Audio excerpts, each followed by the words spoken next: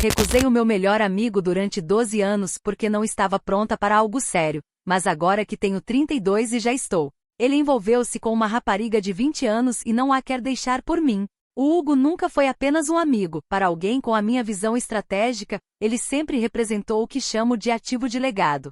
Conhecemos-nos na faculdade e desde o primeiro dia ficou claro que ele pertencia a uma casta que poucos conseguem aceder, com um apelido que abre portas em gabinetes onde o café custa mais do que o salário mínimo de muita gente. Ele é culto, tem uma postura impecável e uma fidelidade canina que, admito, sempre me deu uma sensação de segurança absoluta. Enquanto outras mulheres perdiam tempo com paixões passageiras e instáveis, eu sabia que tinha o Hugo na minha órbita, gravitando em torno das minhas decisões como um satélite de luxo. Ele sempre foi o plano de contingência perfeito, alguém que eu poderia ativar assim que terminasse de explorar o mercado e de consolidar o meu próprio portfólio social. Durante 12 anos, mantive-o exatamente onde ele precisava de estar, na garagem da minha vida, devidamente estacionado e protegido das intempéries. Sempre que ele tentava avançar para algo mais concreto, eu usava a velha cartilha do ainda não estou pronta, ou de que valorizo demasiado a nossa amizade para arriscá-la agora. Na verdade, o que eu estava a fazer era selecionar a minha vida com pinças, saindo com homens que correspondiam ao meu exato escalão fiscal e que podiam proporcionar-me o brilho imediato que eu exigia. O Hugo era o transporte fiável para o resto da vida, mas eu ainda queria andar de desportivo com modelos de edição limitada antes de me comprometer com o clássico eterno. Ele aceitava as minhas migalhas de atenção com uma paciência que eu interpretava como a prova máxima da sua submissão à minha superioridade. Agora que completei 32 anos, senti que o relógio biológico e social deu o sinal de que a fase de experimentação chegou ao fim. Decidi que era o momento de estabelecer um estilo de vida permanente, com um apelido de peso e uma estrutura familiar que projetasse o sucesso que construí com o meu mestrado e a minha carreira. Naturalmente, olhei para o Hugo e preparei-me para lhe dar a notícia de que ele tinha finalmente ganho o concurso para ser o meu parceiro oficial. Imaginei a gratidão dele, o alívio de quem esperou uma década por uma promoção que finalmente chegou. Marquei um encontro num dos clubes privados que frequentamos, pronta para fechar este negócio de uma vida com a elegância que a situação exigia. Para meu absoluto nojo e estupefação, Hugo não apareceu sozinho, nem trazia o brilho de expectativa que eu esperava ver nos seus olhos. Ele trouxe a Sofia, uma miúda de 20 anos que exalava uma mediocridade quase ofensiva a quilômetros de distância. Ela trabalha num bar de sumos, daqueles sítios barulhentos onde as pessoas usam aventais com nódoas de fruta, e nem sequer terminou uma licenciatura básica. Enquanto eu discutia os meus planos para o futuro, ela limitava-se a sorrir com uma ingenuidade irritante, segurando a mão do Hugo como se tivesse algum direito de propriedade sobre ele. Foi uma visão degradante. Um homem da linhagem do Hugo a ser exibido ao lado de alguém que claramente não sabe a diferença entre um investimento de risco e um depósito a prazo. Esperei por um momento a sós com ele para colocar as coisas nos seus devidos lugares, como qualquer pessoa sensata faria. Expliquei-lhe com toda a calma e pedagogia que, embora um ano sabático com uma rapariga dessas pudesse ser uma distração compreensível para aliviar o estresse, a brincadeira tinha de acabar. Disse-lhe frontalmente que estava na hora de ele voltar para sua liga e assumir as responsabilidades que o seu estatuto exige. Argumentei que a Sofia é apenas ruído na linha do tempo dele, uma nota de rodapé sem qualquer valor agregado, enquanto eu sou a escolha lógica e estrutural. Fiz questão de salientar que a beleza da juventude dela é um ativo que deprecia rapidamente, ao contrário do meu capital intelectual e social. A reação dele foi algo que eu nunca poderia ter previsto nos meus cálculos de probabilidade mais pessimistas. O Hugo simplesmente riu-se na minha cara, um riso seco e desprovido de qualquer respeito pela nossa história de 12 anos. Ele disse-me com uma tranquilidade que me gelou o sangue, que está feliz e que não tem qualquer intenção de trocar a Sofia por nada, muito menos por um plano de negócios.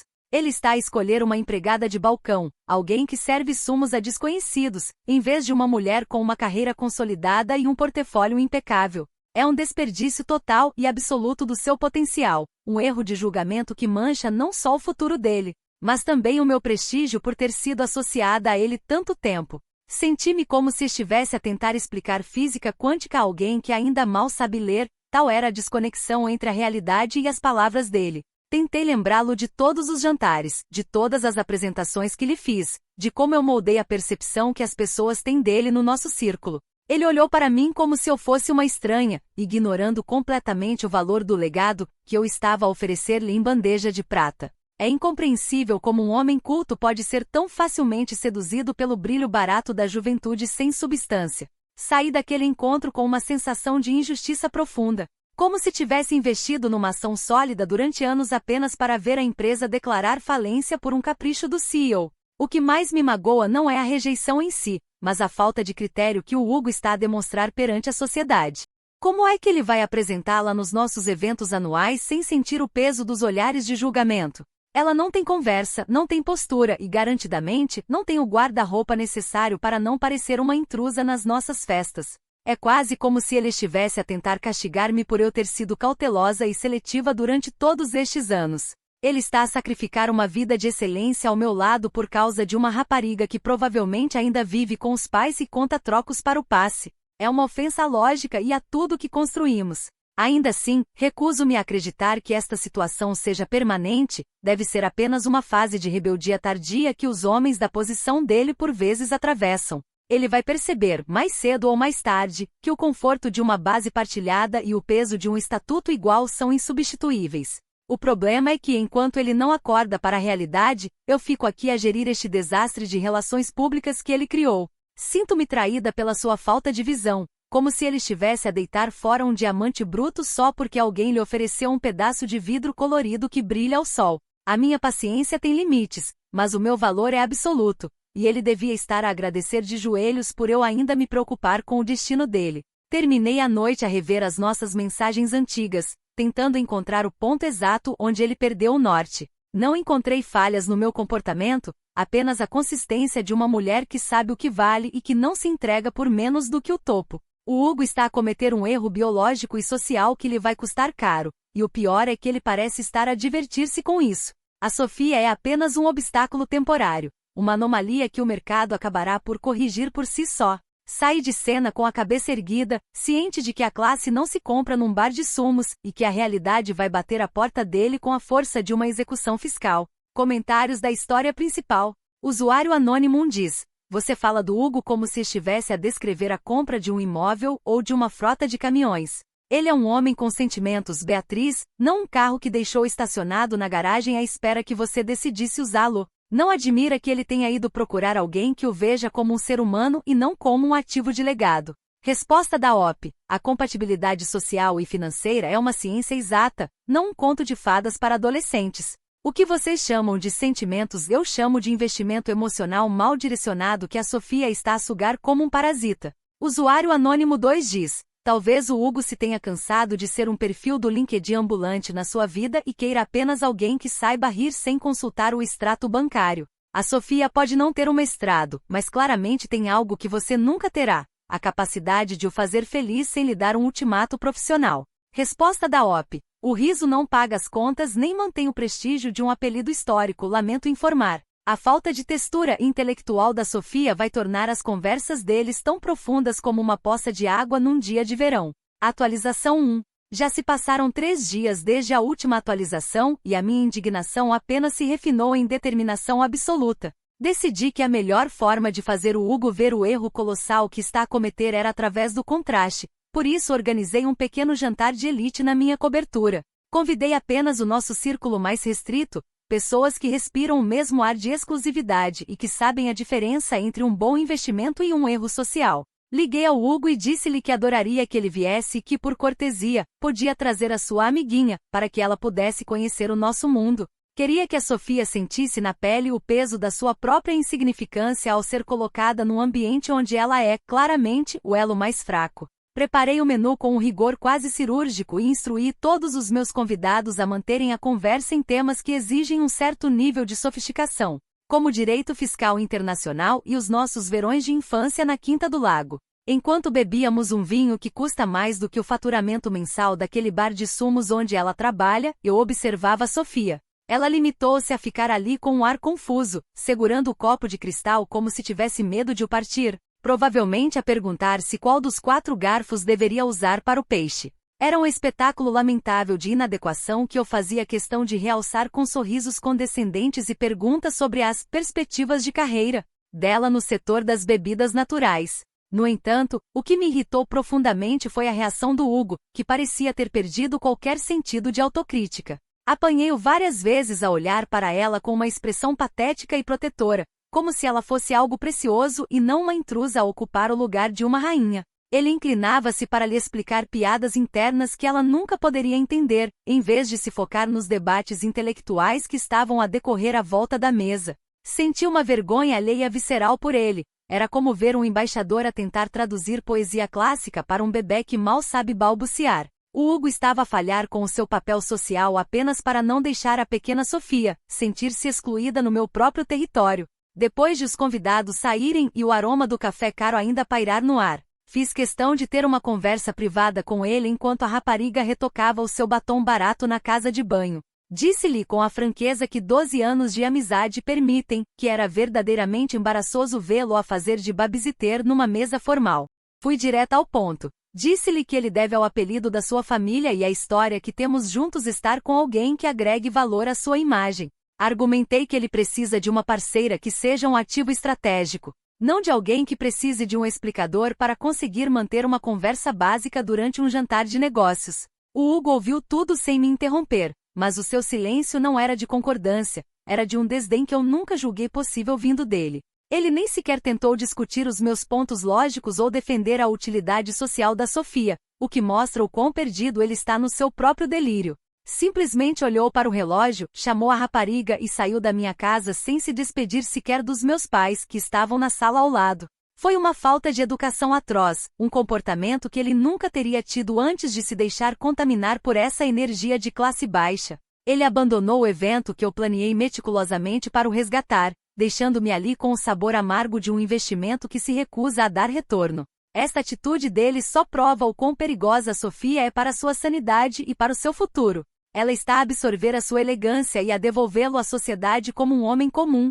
Senti que estava a ser caridosa ao mostrar-lhe como o 1% realmente vive e o que ele está prestes a perder, mas ele parece preferir a mediocridade confortável. A minha intenção era pedagógica. Um choque de realidade necessário para que ele percebesse que a beleza de 20 anos não substitui a textura de uma vida de privilégios e educação.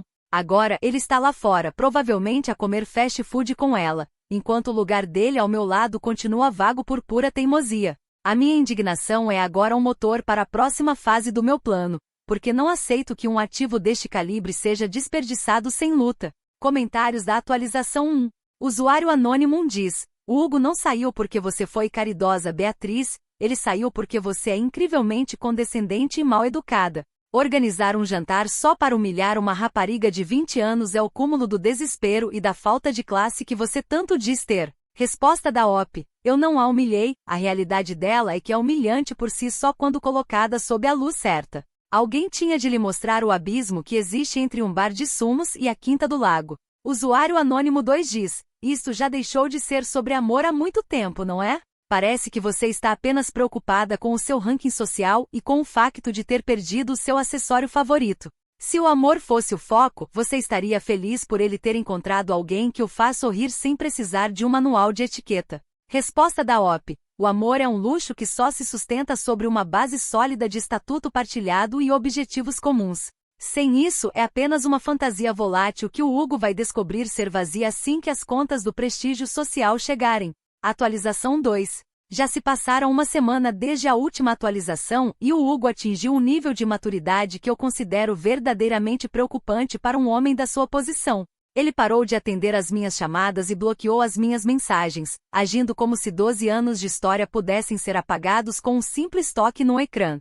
Soube através de uma amiga comum que, ao contrário dele, ainda mantém a decência de me informar sobre os movimentos do nosso círculo que ele levou a Sofia à inauguração daquela galeria de arte que eu ando a namorar há meses para fazer uma doação. É uma audácia sem limites levar uma obra em construção a um evento onde a estética e o pedigree são tudo o que importa. Claro que eu fui lá, não para o seguir, como as mentes pequenas poderiam sugerir, mas para manter a minha presença institucional e garantir que o meu nome não fosse esquecido naquele ambiente. Assim que entrei, vi-os num canto e o meu estômago deu voltas. A Sofia usava um vestido que provavelmente custou menos que os meus sapatos de pele italiana e ria de forma ruidosa, quebrando a harmonia do local. Ela estava a agir como se estivesse num festival de música barato e não num templo da cultura e do bom gosto. Aproximei-me deles com a minha melhor expressão de mentoria social, decidida a intervir antes que o Hugo destruísse completamente a sua reputação naquela noite. Com toda a elegância que me caracteriza, ofereci o meu cartão pessoal diretamente a Sofia, sugerindo-lhe o contato de um bom estilista e de uma escola de boas maneiras que conheço bem. Expliquei-lhe com um tom de voz suave para que ninguém mais ouvisse, que essas instituições são especialistas em ajudar raparigas das origens dela a integrarem-se em contextos onde o esforço não substitui a herança. Disse ao Hugo, que estava ali parado com um ar de enfado, que ele estava a fazer um espetáculo ridículo ao desfilar com uma distração dessas num evento profissional tão importante. Eu estava genuinamente a tentar salvá-lo de si próprio, agindo como a parceira estratégica que sempre fui, mesmo sem o título oficial. Foi então que o Hugo finalmente falou, e as suas palavras foram como uma bofetada na lógica de qualquer pessoa civilizada. Ele disse-me com um tom cortante que a Sofia é a primeira pessoa numa década que não o trata como um plano de reserva ou um investimento a ser maturado. Ele teve o desplante de sugerir que eu passei 12 anos a usá-lo, quando na verdade eu estava a protegê-lo para o momento certo da nossa união. Relembrei-lhe com a autoridade de quem tem um mestrado e um portfólio social invejável que eu sou o plano principal, e que ele está apenas a atravessar uma crise de meia-idade antecipada. A ideia de que ele prefere a validação de uma miúda sem experiência de vida à minha parceria refinada é um insulto à inteligência humana. A Sofia, em vez de se retirar com a dignidade que lhe restava depois da minha oferta generosa de ajuda, limitou-se a olhar para o Hugo como se esperasse que ele a defendesse. E ele fê-lo, de uma forma que me deixou absolutamente enojada, dizendo que preferia a autenticidade dela ao meu currículo de relações. Autenticidade é apenas uma palavra moderna para falta de refinamento e pobreza de espírito, algo que o Hugo parece ter esquecido no meio deste delírio romântico. Eles saíram da galeria de braço dado, deixando-me ali a segurar o meu cartão e a observar os olhares de pena dos outros convidados, que claramente percebiam o desastre que ele estava a causar. Sinto que estou a lutar contra uma maré de mediocridade que ameaça engolir tudo o que considero sagrado na nossa classe. A minha mentoria social foi rejeitada como se fosse um ataque quando era, na verdade, a última tábua de salvação para aquela rapariga não ser o motivo de riso de toda a cidade. O Hugo está a trocar uma vida de estrutura e poder por um momento de diversão não processada, e isso é algo que eu não posso perdoar. A minha maturidade refinada está a ser testada por este comportamento infantil e desprovido de visão a longo prazo. Continuo convencida de que ele vai acordar desta hipnose barata. Mas o preço que ele está a pagar pela sua reputação está a subir a cada evento que ele arruína com a presença dela. Comentários da atualização 2. Usuário anônimo 1 diz: crise de meia-idade antecipada. Beatriz, você tem 32 anos e está a chamar a uma rapariga de 20 anos obra em construção, enquanto você mesma está solteira, bloqueada e a espumar de raiva numa galeria de arte. Quem parece estar em crise aqui é você, ao perceber que o seu ativo ganhou vontade própria e fugiu do curral. Resposta da OP: a minha maturidade é o resultado de anos de refinamento e investimento pessoal, algo que a juventude não processada da Sofia nunca poderá mimetizar. Eu não estou a espumar, estou a observar o colapso de um patrimônio social que ajudei a construir. Usuário anônimo 2 diz: dar um cartão de escola de boas maneiras na cara de alguém foi o golpe de vilã mais baixo que já vi por aqui. Você não queria ajudar ninguém, queria apenas marcar território e humilhar a rapariga para se sentir superior. É triste que a sua única forma de brilhar seja tentando apagar os outros. Resposta da OP: chamo-lhe mentoria social, e é um serviço que muitas pessoas pagariam caro para receber. Se a Sofia fosse inteligente, teria aproveitado a oportunidade para subir um degrau na escada da vida, em vez de se esconder atrás do Hugo. Atualização 3. Já se passaram 2 semanas desde a última atualização e a minha paciência estratégica finalmente esgotou-se, dando lugar a uma ação corretiva definitiva. Percebi que o Hugo não estava a responder a estímulos emocionais ou sociais, por isso decidi falar a única linguagem que ele, como homem de negócios, deveria entender: a eficiência. Enviei-lhe uma folha de Excel detalhada, fruto de várias noites de trabalho meticuloso, onde mapeei a nossa história de 12 anos como se fosse um relatório de auditoria. Incluí colunas para o valor monetário do networking que lhe proporcionei, os eventos de alto nível onde o inseri e, o mais importante, o capital emocional, que acumulei ao mantê-lo na minha reserva prioritária durante todo este tempo. Na mensagem que acompanhava o ficheiro fui muito clara: Expliquei que a Sofia é o que o mercado chama de ativo depreciável. Ela é atraente agora, mas aos 25 anos será apenas mais uma mulher comum sem competências de gestão social, enquanto eu sou um investimento de primeira linha que só valoriza com o tempo. Usei gráficos para mostrar como a nossa união criaria um monopólio de influência no nosso círculo, algo que a empregada do bar de sumos nunca poderia oferecer, nem em 1000 vidas. Fiz questão de sublinhar que a nossa história não era um romance piegas de cinema, mas uma fusão de interesses que estava a ser sabotada por um capricho hormonal sem qualquer lógica financeira. Decidi que era o momento de lançar o ultimato final, a jogada que obrigaria o Hugo a escolher entre a realidade e a fantasia. Dei-lhe um prazo, ou ele terminava o seu envolvimento com aquela rapariga de classe baixa e anunciávamos o nosso noivado até ao fim do mês. Ou eu cortaria o seu acesso ao meu mundo e ao meu círculo social para sempre. Estava plenamente convencida de que, confrontado com a perda iminente do seu estatuto e da sua ligação comigo, ele entraria em pânico e rastejaria de volta para a segurança dos meus planos. Afinal, ninguém em sã consciência abdica de um lugar no conselho de administração da vida por um bilhete de classe econômica com a Sofia. Aguardei a resposta com a confiança de quem acabou de apresentar o argumento de venda perfeito para um investidor hesitante. Imaginei-o a ler cada linha do Excel, a perceber a magnitude da dívida de gratidão que tem para comigo e a calcular o prejuízo de me perder. A eficiência é a chave para qualquer parceria de sucesso. E eu estava a oferecer-lhe a estrutura que ele claramente não consegue construir sozinho com a ajuda de sumos de fruta e sorrisos juvenis. O meu capital emocional é uma moeda forte que eu esperava ver convertida num anel de diamante e num compromisso vitalício devidamente documentado. No entanto, a resposta que recebi não foi um pedido de desculpas nem uma proposta de negociação. O Hugo enviou-me um simples screenshot de uma notificação do sistema, utilizador bloqueado. Sem uma palavra, sem uma justificação para o seu comportamento errático, ele cortou o último canal de comunicação formal que tínhamos. Foi um ato de uma cobardia financeira e emocional sem precedentes, uma recusa em encarar os factos que apresentei com tanta clareza técnica. Ele preferiu o silêncio do bloqueio ao debate sobre o seu próprio futuro, provando que a influência da Sofia o tornou alérgico à lógica e ao bom senso. Estou aqui sentada no meu gabinete, a olhar para o ecrã, sentindo uma mistura de choque e desdém absoluto. Ele está apenas a fazer fita, a tentar ganhar tempo numa situação onde já perdeu toda a vantagem competitiva. É óbvio que ele voltará rastejando quando o próximo grande evento social chegar e ele perceber que a Sofia não tem o vestuário nem a conversa necessária para ser a sua acompanhante numa gala de prestígio. Ninguém troca um investimento de primeira classe por um passivo tóxico permanentemente, e eu estou apenas à espera que o mercado se corrija. O Hugo vai descobrir, da pior forma, que o meu mundo tem um custo de entrada que ele acabou de deixar de conseguir pagar. Comentários da atualização 3. Usuário anônimo diz, uma folha de Excel? Ah, sério, Beatriz?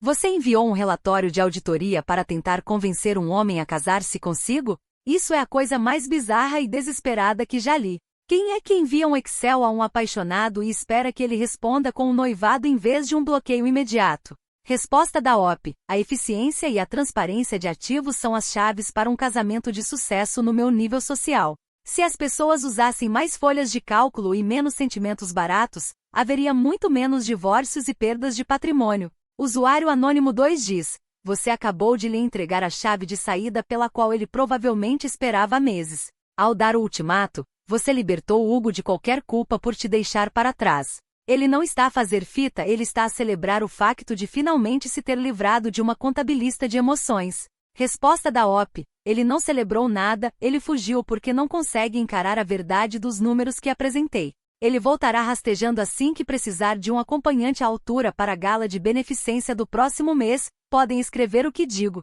Atualização 4. Já se passaram um mês desde a última atualização e a realidade finalmente impôs o seu veredicto. Embora de uma forma que desafia todas as minhas noções de justiça e ordem social. Ontem foi a grande gala anual da Fundação, o evento onde o prestígio é a única moeda de troca e onde eu planeava fazer a minha entrada triunfal. Apareci plenamente convencida de que encontraria o Hugo lá, miserável e sozinho, depois de semanas a tentar lidar com a inadequação da Sofia no seu dia a dia. Imaginei o momento em que ele me veria, deslumbrante no meu vestido de designer, e perceberia finalmente o erro trágico que cometeu ao tentar substituir uma mulher do meu calibre por uma distração de bar de sumos. Ele estava lá de facto, mas o cenário que encontrei foi um golpe direto no centro da minha dignidade. O Hugo não estava sozinho nem parecia infeliz. Ele tinha Sofia pelo braço, e ela usava um vestido vintage de uma elegância que me deixou sem respiração por um segundo. Depois vim a saber, através de sussurros maldosos no buffet, que aquela peça pertencia à avó do Hugo, uma relíquia de família inestimável que eu andei 10 anos a mandar indiretas que queria usar. Ver aquela miúda de 20 anos a carregar o patrimônio histórico da família dele, algo que eu considerei meu por direito de reserva durante mais de uma década. Foi como ver um bárbaro a usar a coroa de um império que ele não ajudou a construir. O Hugo nem sequer olhou para mim quando passei por eles. O seu foco estava totalmente nela, com uma adoração que eu sempre esperei que ele guardasse para o dia em que eu o ativasse. Quando tentei intervir e forçar uma conversa, a mãe dele, uma mulher que eu sempre considerei a minha maior aliada na missão de manter o Hugo na linha, abordou-me com uma frieza educada que me gelou a alma. Ela disse-me com aquela voz polida das famílias que nunca precisam de gritar, que agora preferem energia fresca e genuína na família. Disse-me com um sorriso que não chegava aos olhos que eu deveria encontrar alguém mais adequado às minhas exigências rígidas, e que a Sofia tinha trazido uma luz que a nossa casta já tinha esquecido. Fui expulsa do círculo íntimo sem um único grito, apenas com a elegância de quem decide que um modelo antigo já não serve os propósitos da casa. Estou agora aqui parada na minha sala de design, rodeada por 12 anos de notas, presentes e planos que guardei como garantia de um futuro que eu achava que podia controlar com uma folha de cálculo. Percebi com uma amargura que nenhum vinho caro consegue disfarçar, que não sou a CEO da vida do Hugo nem de ninguém. Sou apenas um modelo ultrapassado que ficou demasiado tempo na prateleira à espera de um preço que nunca ninguém esteve disposto a pagar de livre vontade. Perdi o meu melhor amigo, perdi o meu marido seguro, e acima de tudo, perdi a minha dignidade diante de todos os que me viram ser substituída por algo que eu rotulei de barato. A Sofia, com os seus sumos e a sua falta de mestrado, conseguiu o que eu não consegui com todo o meu pedigree e estratégia. O coração e o legado de um homem que eu tratei como uma ação na bolsa. A ironia é que enquanto eu contava os anos de investimento, ela apenas viveu os dias, e o Hugo preferiu essa vida à minha estrutura perfeita. Sinto o peso do meu próprio desdém a cair sobre mim, percebendo que a minha superioridade me deixou num isolamento de luxo onde a única companhia que tenho é o eco dos meus próprios planos falhados.